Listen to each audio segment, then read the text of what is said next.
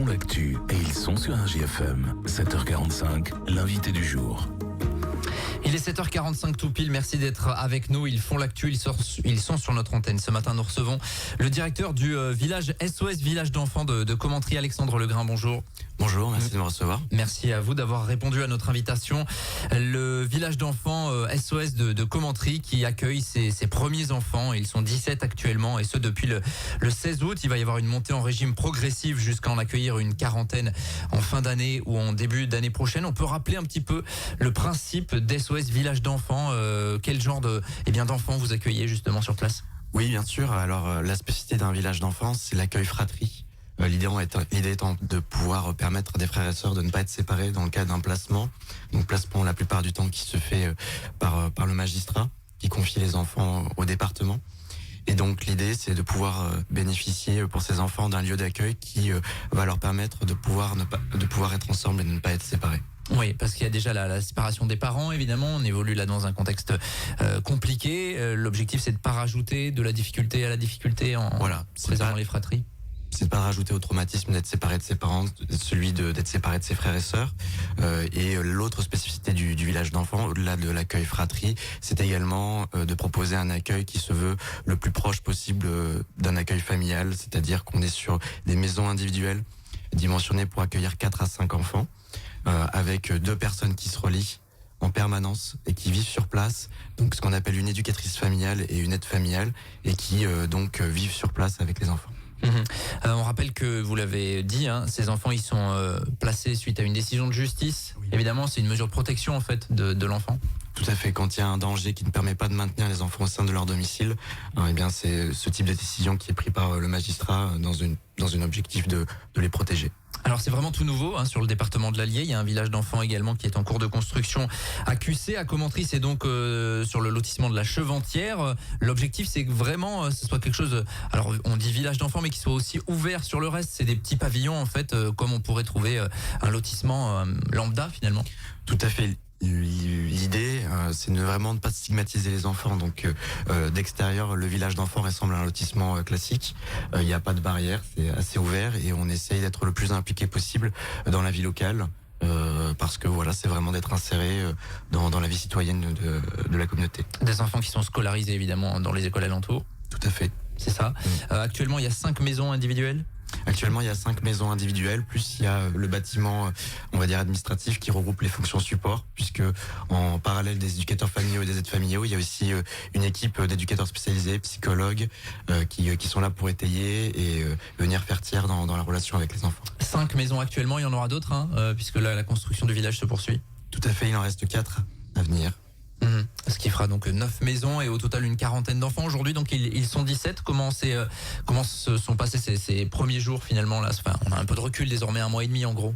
Ça s'est très très bien passé. Voilà, c'était assez émouvant de voir les enfants arriver, prendre possession un petit peu des lieux. On a préparé la rentrée, donc on était sur le rythme et le calendrier scolaire des vacances. Donc c'est ce qui a permis une entrée en douceur et progressive des enfants. Donc ils ont bien pris leur marque. Et là on est à presque 2 mois maintenant, puisque c'était le 16 août leur arrivée. Donc vraiment, les enfants ont pu prendre leur repère et sont bien adaptés à l'arrivée sur le village. Ouais, c'est important. Il faut qu'ils s'adaptent à ce nouvel environnement de vie pour eux. On sait que c'est déjà des situations compliquées. L'objectif, c'est vraiment, comme vous le disiez, d'offrir un cadre qui soit propice finalement à ce que la vie se poursuive malgré tout. C'est un petit peu ça, l'idée? Oui, l'idée, c'est que tout simplement, ils se sentent en sécurité. C'est la première des choses. Le principe de la figure de ce qui est proposé autour de l'éducatrice familiale et l'aide familiale, c'est de pouvoir proposer un cadre sécurisant qui permet à ces enfants de pouvoir prendre des repères et s'autoriser à grandir, à être disponible pour les apprentissages. Donc ça, c'est vraiment le premier objectif. Est-ce que vous savez combien de temps les enfants restent en moyenne? J'imagine qu'en fonction de la décision de justice, ça peut évoluer. C'est variable. Il n'y a pas de règle. La règle, c'est le magistrat en fonction de la situation qui détermine le temps qui est nécessaire. Ça peut être des périodes d'une année, comme ça peut parfois durer 10 ans, voire 18 ans. Alors vous le disiez, le but c'est de créer un environnement propice avec des personnes qui sont vraiment présentes H24 en fait, comme si on était dans une famille classique, on peut le dire un petit peu comme ça. Et dans cette optique-là, il y a donc des besoins en recrutement. Vous recrutez aujourd'hui des éducateurs familiaux, des aides familiaux. Quel est leur rôle exactement ?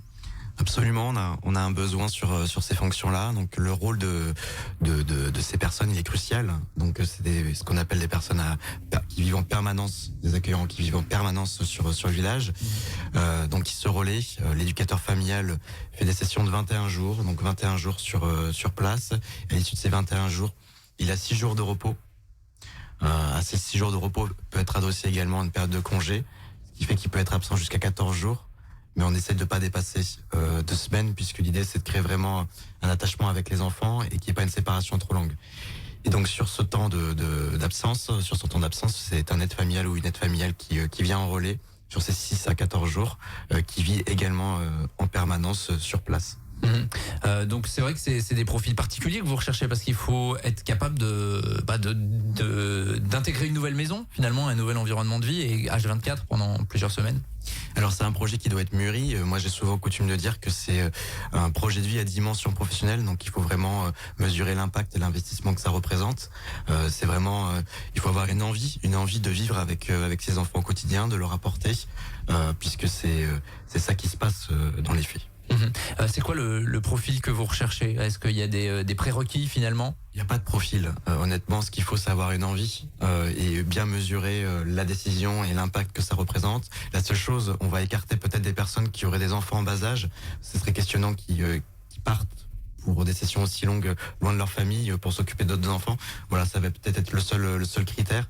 Hormis cet indicateur-là, on n'a pas vraiment de profil.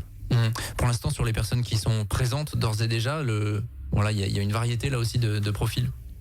Oui, vraiment, on a des personnes qui ont de tous les âges, de tous les parcours professionnels. Il y en a qui n'ont pas forcément eu d'expérience dans le médico-social, donc on a tout un parcours aussi pour accompagner ces professionnels et les former, parce qu'il faut être formé quand même. Il faut avoir quelques prérequis qui sont nécessaires pour pas arriver quand même en étant totalement déboussolé. En tout cas, c'est vraiment une idée novatrice. Finalement, vous avez besoin, vous, d'avoir un vivier, j'imagine, parce qu'en plus, il y a d'autres enfants qui vont arriver dans les prochaines semaines, dans les prochains mois.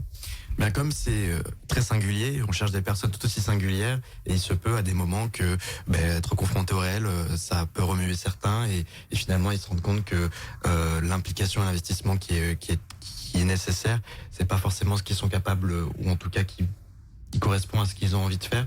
Donc effectivement, c'est important qu'on ait un nombre de personnes suffisantes, justement pour pouvoir accompagner ces personnes, et qui est toujours le nombre suffisant pour suivre ces enfants. C'est vrai que c'est une mission qui est pas évidente, parce qu'il faut pas non plus se substituer aux parents, mais en même temps c'est un petit peu le rôle qu'on demande à ces professionnels-là. Alors effectivement, on ne se substitue pas aux parents, on vient suppléer à des difficultés parentales, et c'est très important de le redire.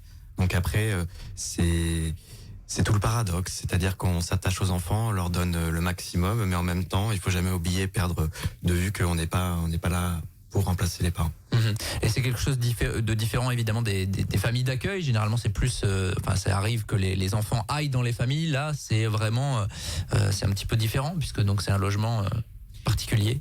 C'est différent, mais la vie au quotidien pour ces enfants, elle est quand même assez similaire à ce qui peut se passer en famille d'accueil, puisque ils cuisinent, ils mangent ensemble, ils vivent ensemble dans des petites maisons individuelles, ils peuvent inviter des camarades de classe.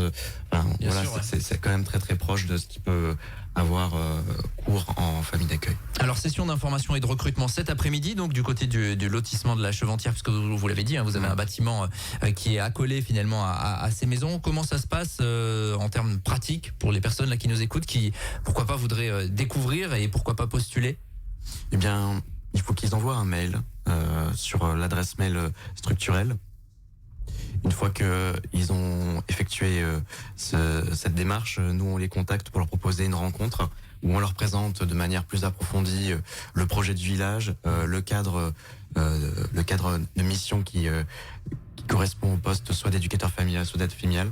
En échange, voilà, ça se veut être un échange où on est là aussi pour répondre à leurs questions. On aborde tous les aspects du poste pour que la décision puisse se faire en conscience.